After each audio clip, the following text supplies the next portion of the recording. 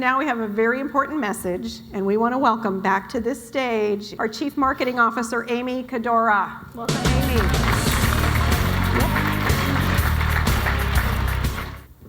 So I want to thank everyone again for joining us here today. Are you enjoying your peppermint foaming hand wash?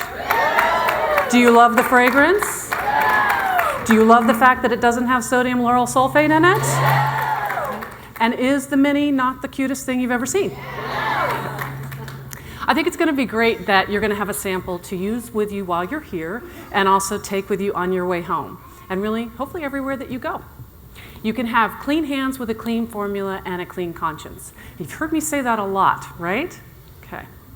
Yesterday, you heard how important it is to have clean hands because especially most people don't actually do it. They don't do it often enough. They don't do it the right way.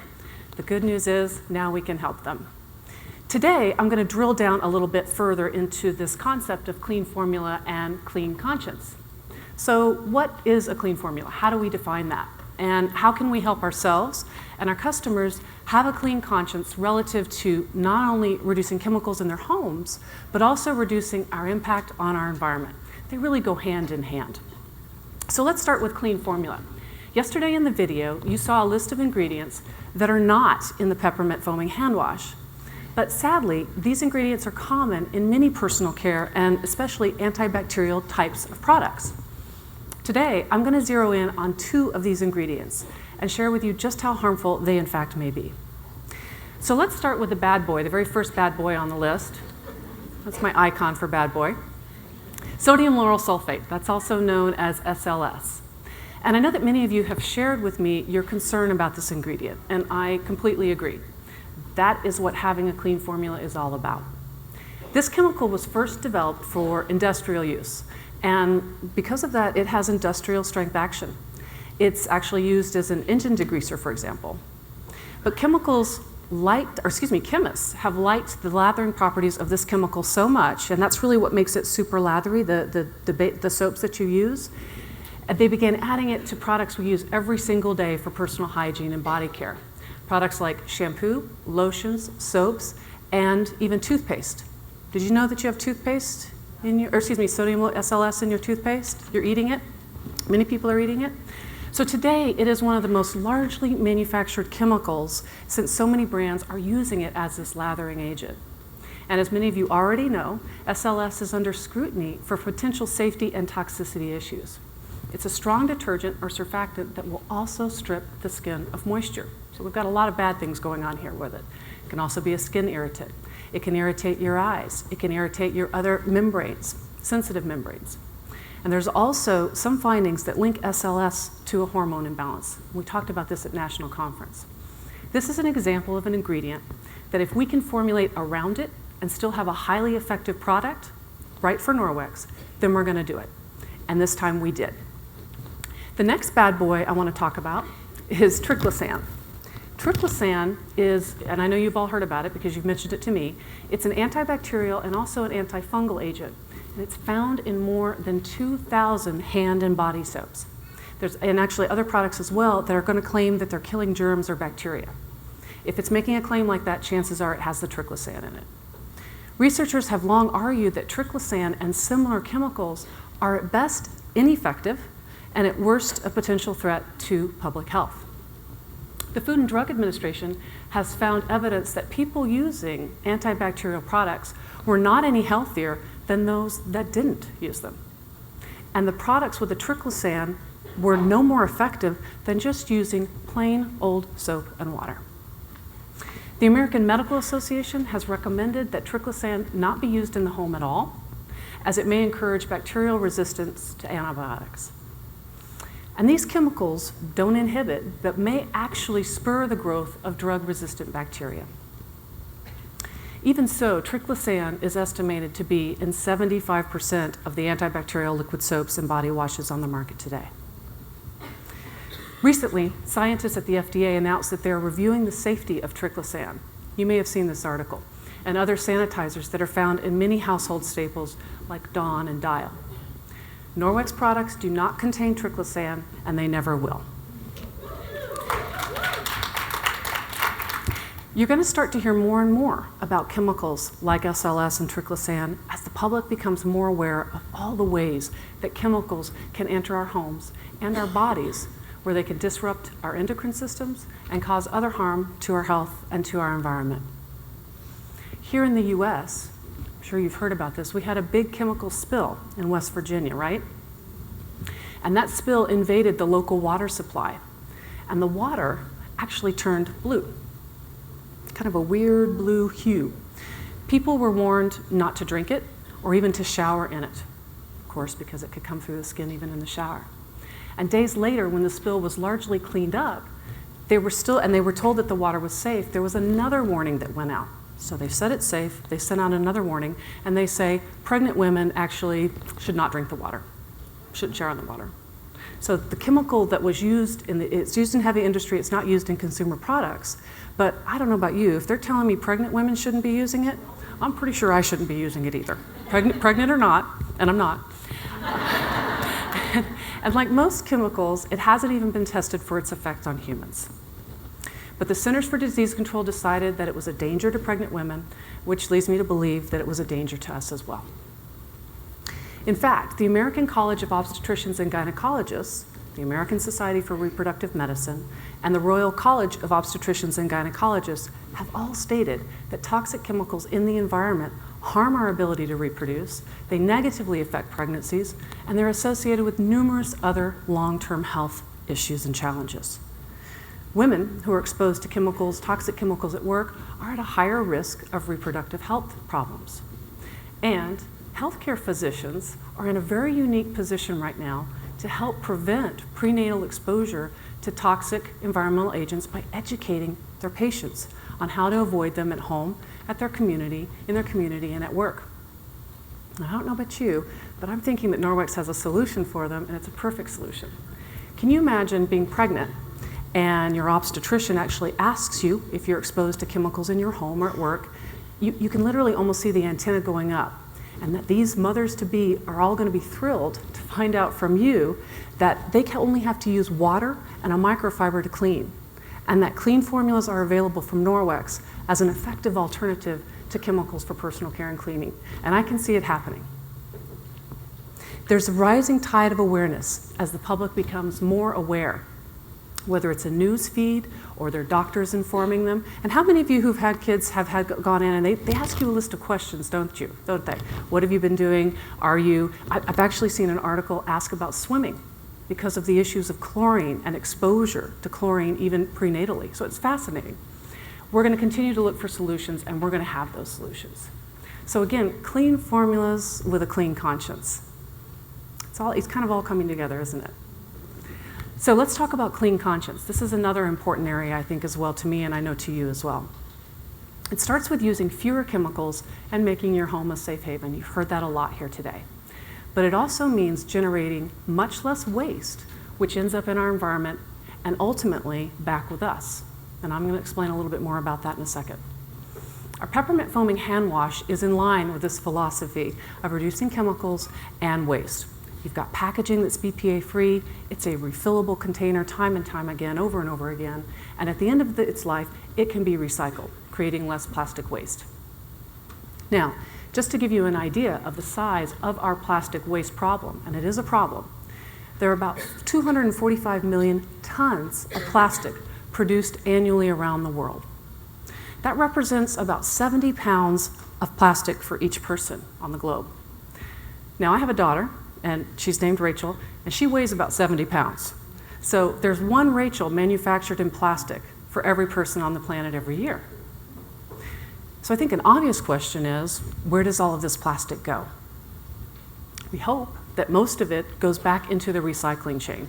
That's why we're such avid recyclers, right? You save it, you hold on to it in your car until you can find a recycling spot or you get it home with it. But here's a really shocking statistic for me. Studies have shown that 93% of the plastic waste that we produce goes to the landfill, not into recycling. It's pretty stunning to me. Now, I've actually challenged my kids to make sure that the recycling bin is more full than our garbage bin every single week. They think it's kind of a fun game. And they think it's fun because they get pizza if we're able to accomplish that, but they're also developing really good habits and knowledge that I'm hopeful will last them a lifetime. Now, for those who don't recycle, unfortunately, a large percent of plastic waste actually ends up in our waterways, and particularly in our beautiful oceans. Now, scientists have first reported plastic pieces in the ocean back in the early 1970s. And today, plastic particles have been found in every part of the ocean, from the Arctic to Antarctica to the deep sea floor. And it's also been found, more sadly, in our marine animals. This waste gathers in vast oval-shaped garbage patches that are formed by currents and winds. And once they're trapped in these dead zones, which are called gyres, the plastic particles may persist literally for centuries. There are 5 massive gyres of trash particles that are swirling around in the Indian, Atlantic, and Pacific Oceans alone. The amount of plastic debris in the Pacific Ocean gyre has grown 100-fold in the last 40 years. The gyres all contain plastic that has been weathered and broken down by the elements into tiny little bits. And those bits are being consumed by marine animals, from birds to fish to insects. Plastic is now getting back in our food chain. Our problem has now come back to us full circle. We've long known that the fish we eat are exposed to toxic chemicals in the rivers and the bays and the oceans they inhabit, and we're all aware, we've heard the warnings about mercury in fish. But mercury is just one of many synthetic and organic pollutants that fish can ingest and absorb. And many of the chemicals come from the plastic debris that they actually ingest. Because as you know, in that plastic, there are chemicals in it, and they ingest it and the chemicals get released. Plastics in the ocean are actually a sponge for the chemicals that are already there as well. And there's a lot of plastic out there. By one estimate, the weight of plastic finding its way into the sea each year is estimated to be the equivalent of 40 aircraft carriers. The gyres that scientists study account for about 25% of the planet's surface. The health of our oceans is important, and it has a direct impact on us, and it's an irreplaceable part of the world's economy. The estimated value of the natural services provided by the ocean is $21 trillion. That's actually 2/3 of the value of all the natural services on the planet itself. Unlike other types of trash, plastic does not biodegrade. It photodegrades in sunlight, breaking down into smaller and smaller pieces, but they never actually disappear. These plastic pieces are then eaten by marine life. They think it's food, it's colorful, they think it's their food, or they break down into microscopic plastic dust, attracting even more debris. The chemicals that are used in the plastic, like phthalates, flame retardants, and other plasticizers, have been found in almost every type of sea life, some of which, of course, we consume. Plastic also poses a significant threat to the health of sea creatures, both big and small. Over 100,000 marine animals and 1 million seabirds die each year from ingesting or being entangled in plastic. This is actually, just deviating it for a second, this is actually a research project that's going on in the Midway Atoll in the Pacific. And you may have seen this, it's been getting a lot of publicity lately, but literally this is the albatrosses there's a very significant population there, and they're essentially dying off because they're consuming the plastic. Right now there's research underway to understand, is it the plastic pieces themselves, which you would think are causing the death, or is it in fact the chemicals from the plastic that may be causing them to decline? For 30 years, scientists have been documenting this albatross death. It's in a very isolated place in the Pacific on the Midway Atoll.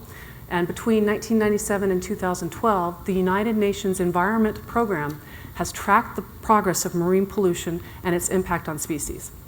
During these 15 years, the species affected by marine pollution has increased from 267 to 693 species, from 86% of all sea turtles to 100%, from 43% of all marine mammals to 53%. Over 80% of these impacts were associated with plastic debris, with paper, glass, wood, and metal accounting for less than 2%. At this point, the problem is so large that experts believe it's impossible to try to clean up all the plastic. There was always this thought that you could take big barges out to the gyres and somehow they would sweep it up and take care of it. It's too big. We can't do that. At this point, identifying and reducing the pollution at its sources upstream, which would be you and I are upstream, is the only way to reduce it. And it's not only the oceans that are affected. A little bit closer to home, in 2012, scientists surveyed the Great Lakes. How many of you live near the Great Lakes? They were very surprised to find that Lake Erie had the highest concentration of plastic particles anywhere in the world. And as you know, there's a lot of fishing that goes on in Lake Erie. Of key concern were the small microbeads of plastic that they found. These are the tiny, colorful beads that you see in facial cleansers, body washes, and even toothpaste. These little beads, of course, look very much like food to the fish, and those beads made up more than 60% of the samples that those scientists surveyed. So here are some quick other facts that tell the story. The average American will throw away approximately 185 pounds of plastic each year. 8% of the world's oil is used not for energy, but for plastic production. And here's one more fact. Approximately 380 billion plastic bags are used in the US every year. That's more than 1,200 bags per resident per year. And plastic bags, you've probably heard this before, but they can take 400 to 1,000 years to decompose. And even then, their chemical residues remain for years after. Single-use plastic is by far the most significant contributor to this problem of plastic and its chemicals in our food chain. 8 of the top 10 items that are found on beaches, particularly during last year's International Coastal Cleanup, were plastics related to eating and drinking. These are things you use for how long? 10 minutes as you're eating? So plastic bottles, plastic straws, plastic bags, plastic cutlery that we use just one time, but they remain on the planet for a very, very long time. So, just like at National Conference, knowing all this, how can each of us make a difference? Truly, it is one small conscious step at a time.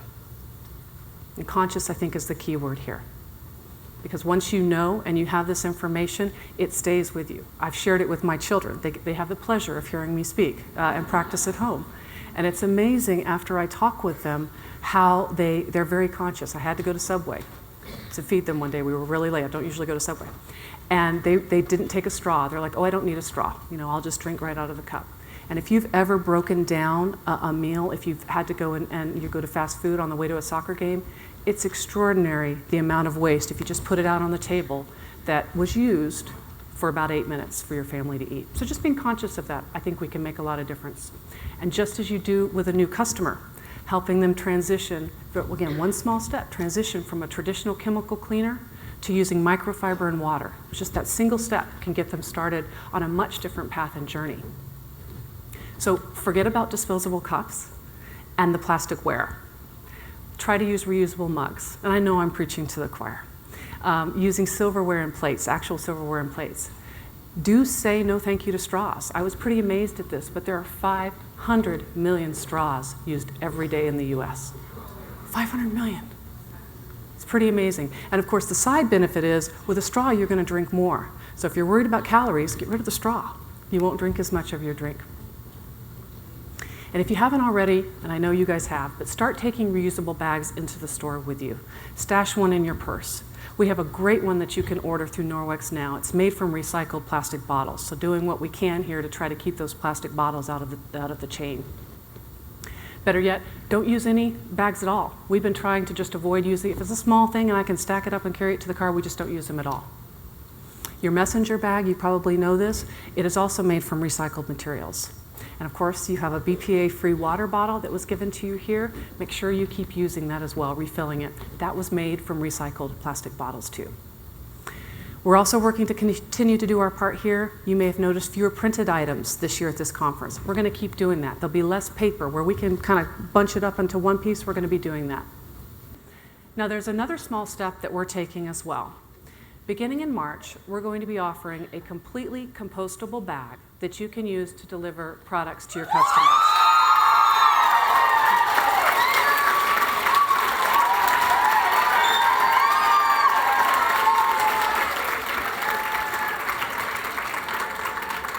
We've taken our branding that we've been using, and it's 4-color. It's a beautiful bag. It is a beautiful way really to spread our message and our mission, even delivering your products to your customers. So, no, thank you.